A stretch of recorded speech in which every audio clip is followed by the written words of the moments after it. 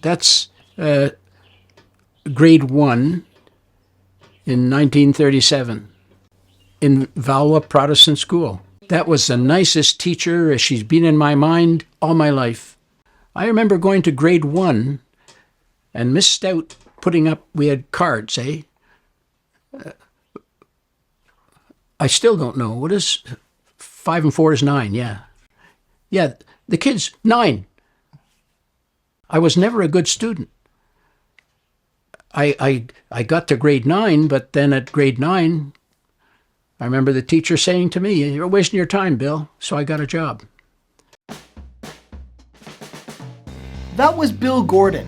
Bill Gordon was born in a very unique generation. It wasn't quite the greatest generation, which was the baby boomers' parents, I guess you would have it, the ones who went to the Second World War. And then you have the baby boomers, but right in between there, you have this kind of lost generation. Well, that's Bill's generation. Bill was born in the early 30s, and he grew up in Valois, Pointe Claire in Montreal.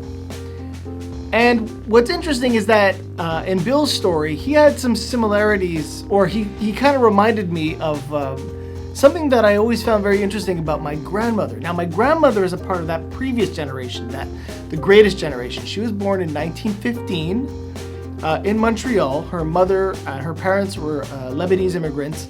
She was born in Montreal in 1915, and I grew up always knowing that she never finished school. Now, she didn't.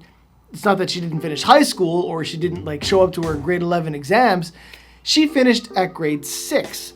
So at the end of grade 6, that was it. It was time to go home and help her mother raise the rest of the family. She was the oldest of 5.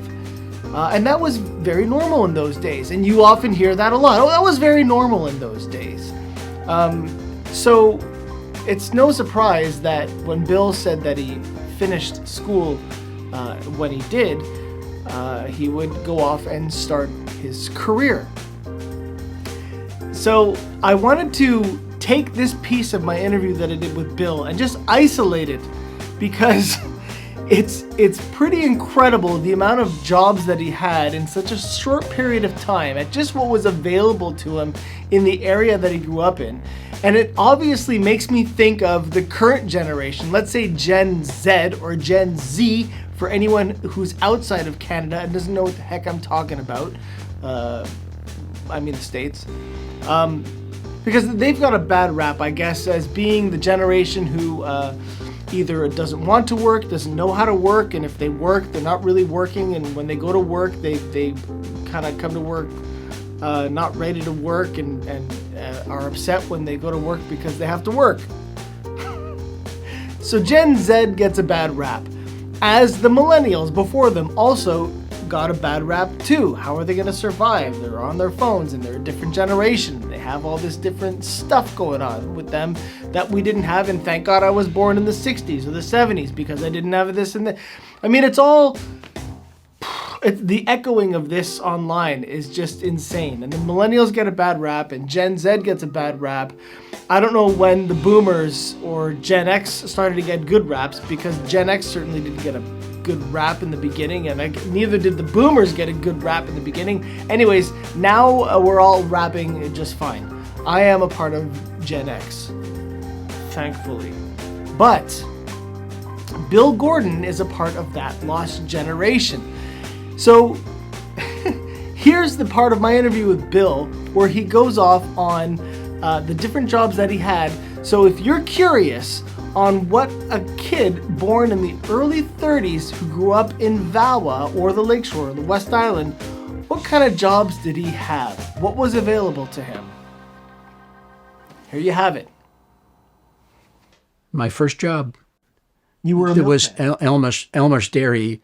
There was a guy, Harry, don't know his last name, worked for Elmer's in Montreal West, and we would deliver milk with him. And then Pointe Claire Farm, Mr. Tomlinson. In fact, it's still there.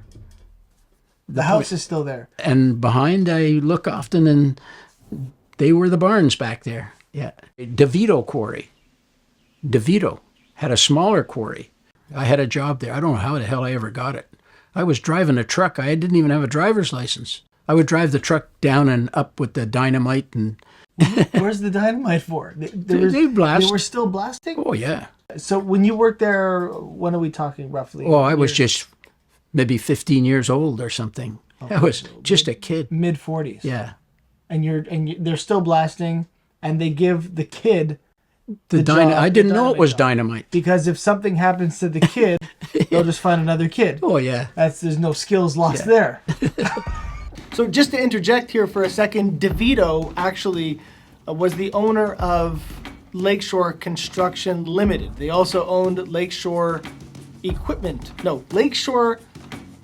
Construction Company Limited, and they also owned Lakeshore Equipment Limited.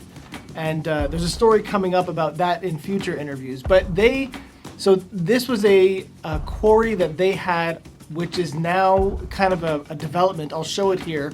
This whole development right here was essentially the quarry.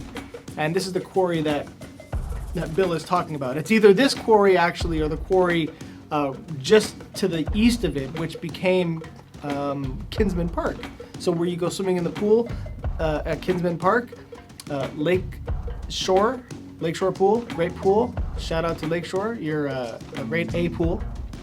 That was once a quarry. That wasn't his quarry. That was a Fugger and Smith quarry. That's what they were called. Matthew DeVito was the owner, had 3 sons, and one of those sons ended up being a co-owner of Point Claire Barbecue, which I also did a video about. Link that right here or here. And his other son ended up buying the Edgewater, and he was the last owner of the Edgewater. He bought it in 1954. He owned it when it burned down in 64.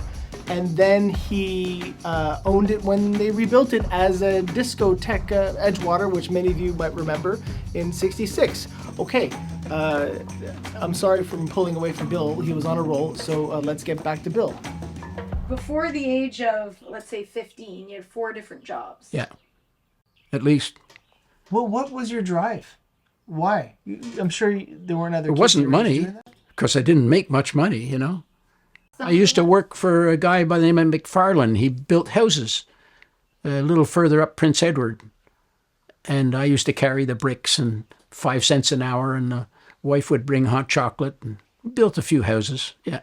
How the hell I ended up carrying blocks for a foundation, but I did get money, you know, and I had a bicycle. Then after that, most of the jobs were the milkman, the iceman. Never the bread man, I don't think. Strand. They used to cut the ice in the ice house and where the bowling alley is now. So where the bowling alley is now, that's the footprint of where the ice house was. Yeah. It was a big building. And it burned. That's the one that burnt down. Yeah. And you worked there. I delivered ice there. I delivered ice with his son. You'd go Paul Jr. You'd pick up the ice. Pick up the ice with a Diamond T truck and bring it to put it in the fridge and yeah. So you covered VALOIS. Yeah, just Prince Edward, Kings. Okay. Explain this experience to me as if I have no idea what you're talking about. I've only seen fridges that plug in. Explain this to me. It was called an ice box. It wasn't even a fridge. It was just open at the top, and you put the block in, and everything was under. So I guess cold must go down, not up. Yeah.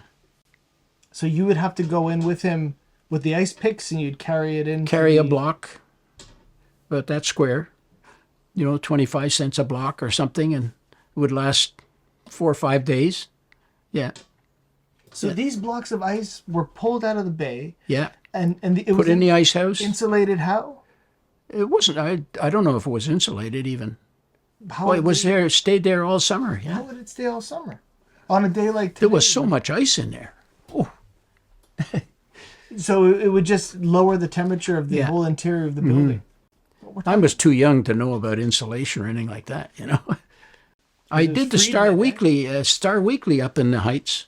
Oh yeah. That was a tough job. Why? Because it was a thick paper. That was like the Montreal Star, but the weekend version of it, all in color, Star Weekly, it was called. I washed glasses in the Edgewater because my friend went out with the boss's daughter And he was a waiter, so he got me the job. So I'd bicycle all the way, yeah, from Valois, marking boards in a in a stockbroker's office, $37 a week.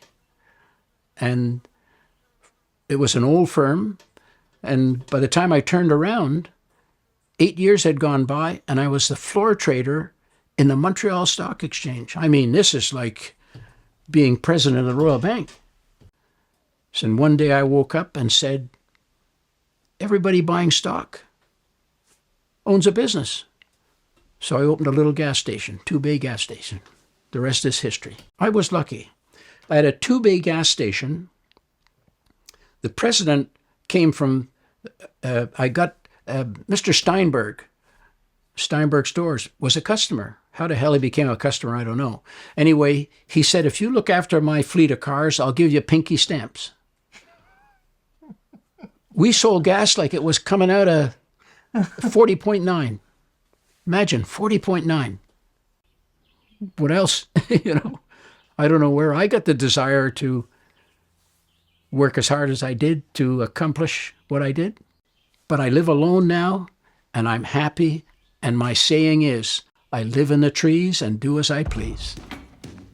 Thank you for making it to the end of this video. I much appreciate it. If you want to see Bill's full interview, I'll link it right there. To support this channel, to encourage me to produce more content, there's a Patreon link in the description below. Have a great one.